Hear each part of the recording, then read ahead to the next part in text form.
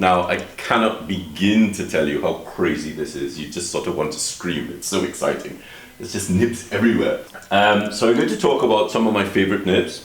So this is the Hunt 22, which I love this nib. And you'll find that some of them actually have a B on them. That's a slightly older style of the nib. So I sometimes call these Hunt 22Bs. They're actually Hunt 22s because they're basically the same nib. I refer to these as my workhorse nibs. Reason being, they're very sharp, they're very strong, they're very sturdy, and they write for a very long time and they keep the point nice and sharp.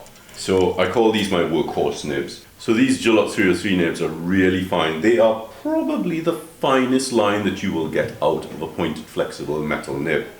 When I get my nibs, the first thing I do is I test them on my fingernail just to see how the tines spread and how they align with each other. So it's a really important aspect when you get your nibs to test them to make sure the tines come back together. A nib that's not very well known, this is the William Mitchell Music Pen Nib, 0268. It is a great nib. Now it has a small broad edge, but it has 3 tines, so when you press, they open.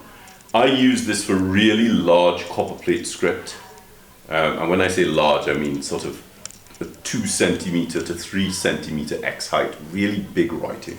And also because it has a little broad edge, I also use it for broad edge writing, and it works like a Mitchell 5, round hand 5. And so when I'm writing with them, I apply just a little bit of pressure to the top, release, and then to the bottom, so you get a little bit of emphasis or wasting in the line of the script.